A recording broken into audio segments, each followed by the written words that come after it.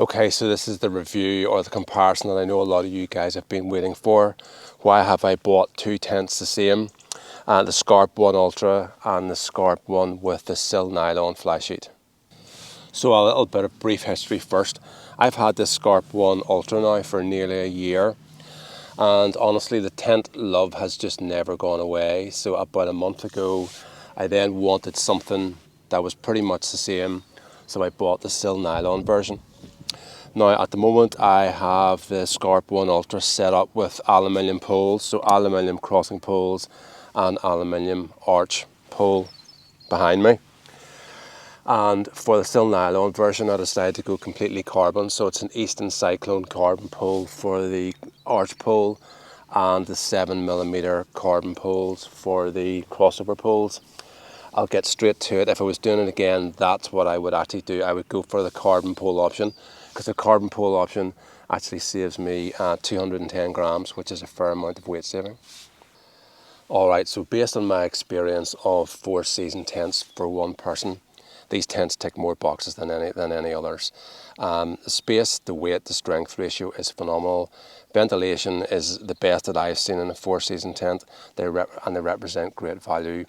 They also are tremendously versatile, with being able to use them and run them as low as 1200 grams with the carbon arch pole, and then you can run them with crossing poles as well, and also the twin vestibules. So when you start to look at all of those, backed up by really good build quality and good value, you know, for all the tents that I've used, these are clear winners for a single person, one person tent.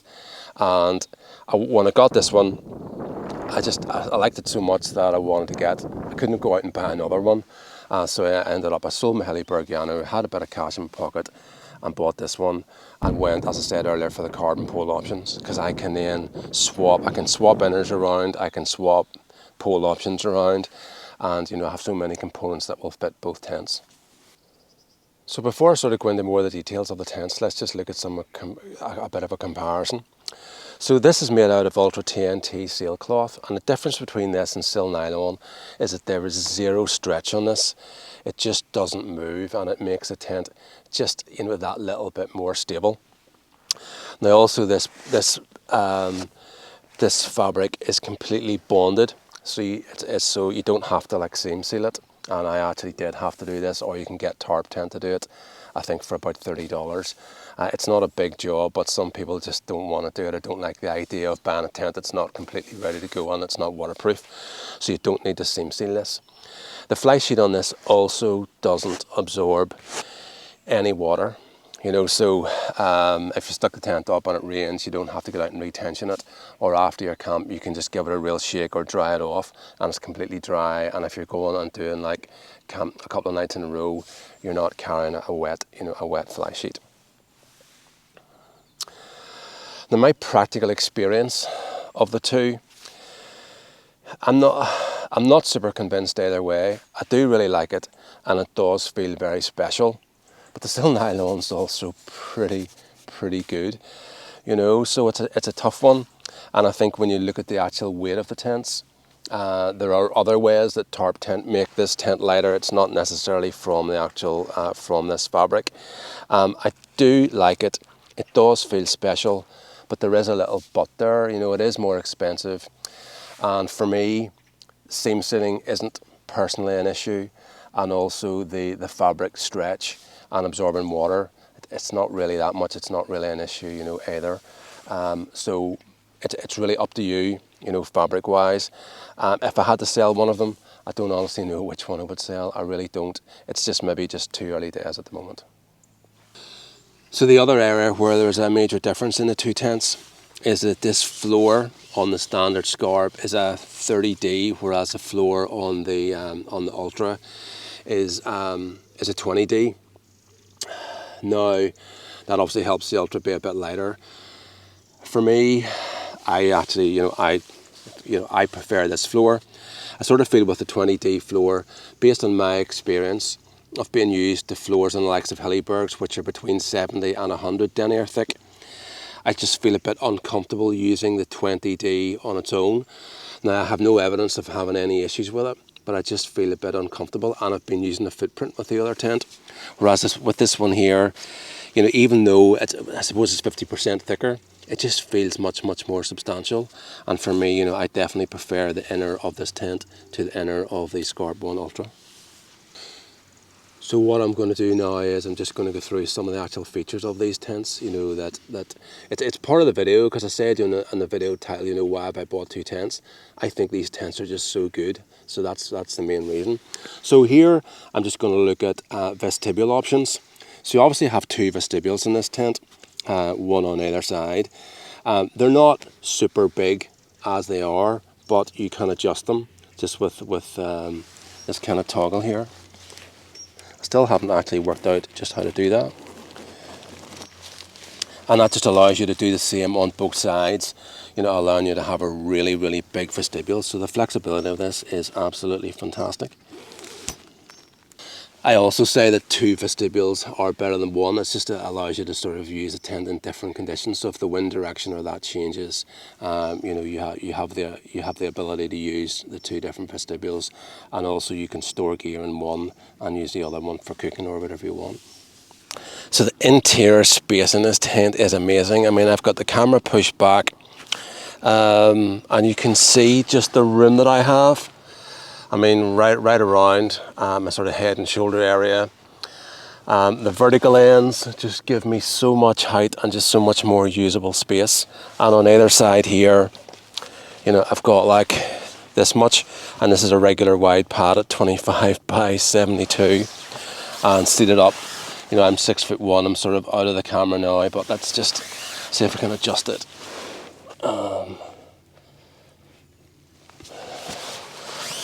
Might be slightly out of focus as well, but you know, height-wise, really great height. And also the 5 rods in the tent. If a tent just has 1 rod in the middle, then at the ends here, we're sloping down. This doesn't do that. It maintains its height at the ends, which just gives you more space. I suppose more elbow room. So I just love the space I'm covered in this tent. It's absolutely phenomenal and amazing for one person. Okay, so one of the amazing features of these tents is just the versatility. I want to say versatility, you can obviously get the same tent in 2 different fly sheet fabrics, 2 different inners, you know, the 30D floor or the 20D floor.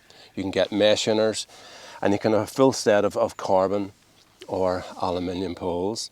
So that in itself just allows the tent just to be able to be very adaptable to whatever you want, to be able to run it ultra lightweight or a little bit heavier and a little bit more durable.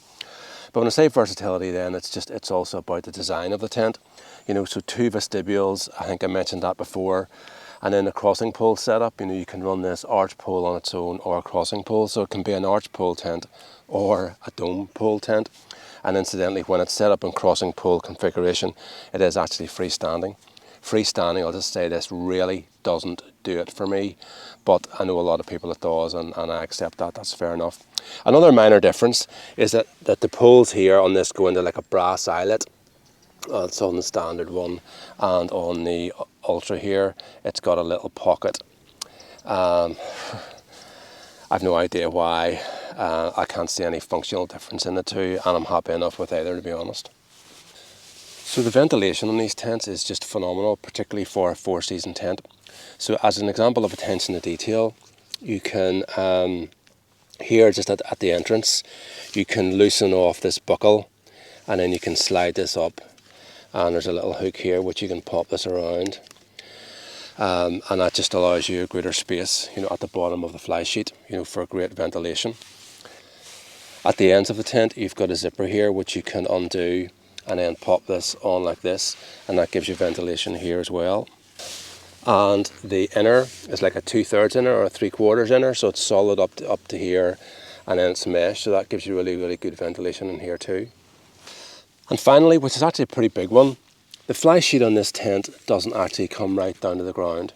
Now, I know certain manufacturers, I have spoken about this before, like Hilliberg, they are, and I will use the word hell-bent in saying that's one of their features of a 4-season tent. But at the end of the day, when you seal everything out, i.e. sealing out rain and wind and potentially snow, you also seal everything in.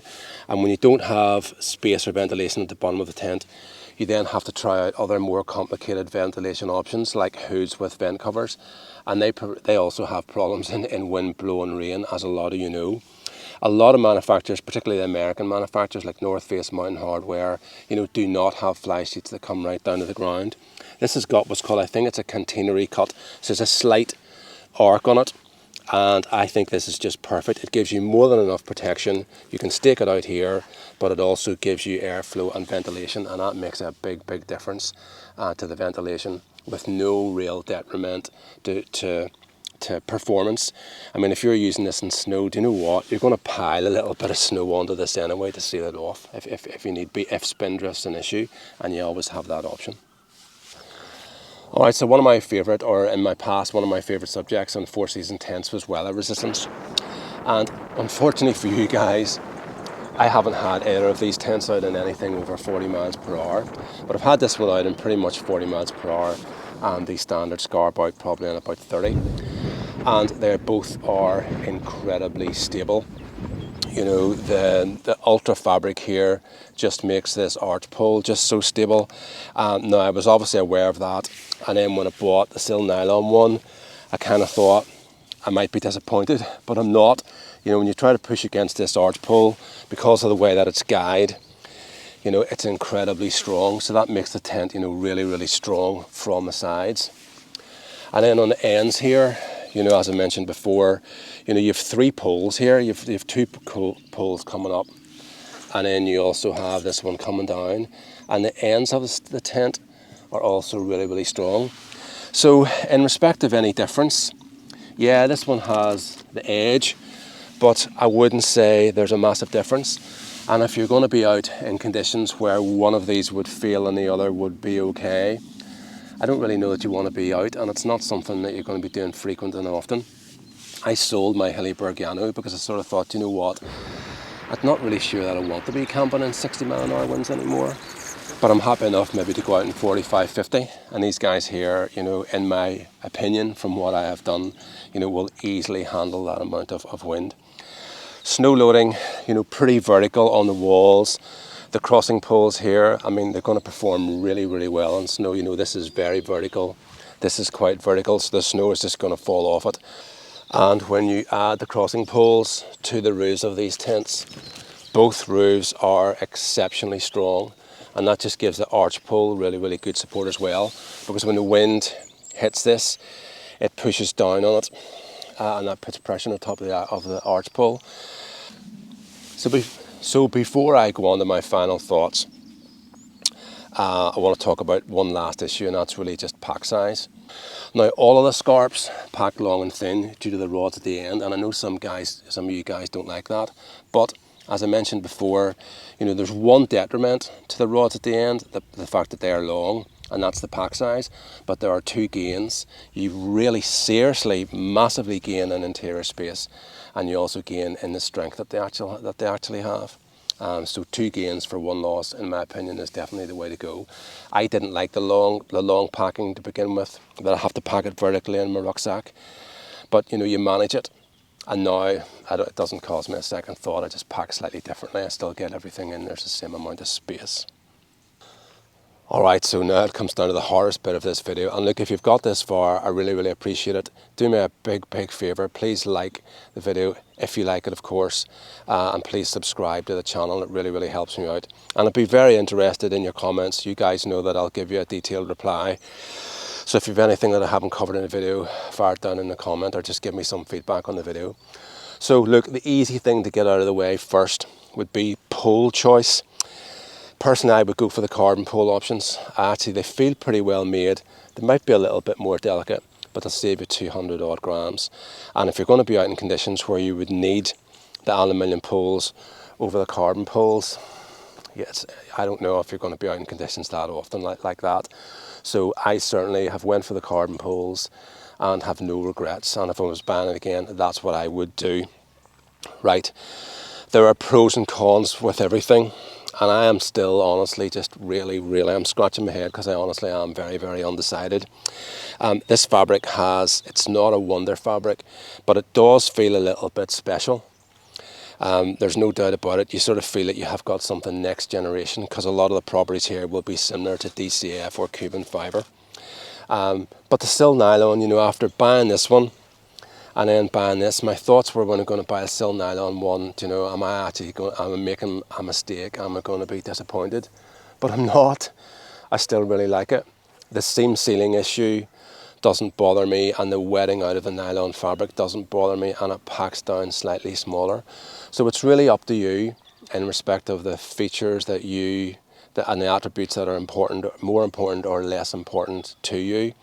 If you're a newcomer to tents, then suffer the seam sealing. Either do it yourself or get Tarp Tent to do it. I would probably go for this because it's just slightly less technical. This fabric, I've heard it say that it's quite easy enough to puncture. I have no punctures yet. The bonding is pretty good, but I just wonder, you know, over time, you know, how that will stand up, because I know the bonding on sleeping pads is a bit of an issue. So I'm just not so sure, but certainly so far I can see no evidence of wear and tear, you know, which is pretty good. So I'm not going to call it. I can't, to be honest. They're both amazing tents, and if you are thinking about buying one of these tents, just buy one of them, because from my experience, they're definitely the best four-season tents for one person that ticks all the boxes that I'm interested in for the type of camping that I do. And have a bit of a look at the type of camping that I do on my other videos. And if you do similar type of camping, then do you know what? I can't see any reasons as to why not to go for one of these. So look, thank you very much for watching, and until the next time.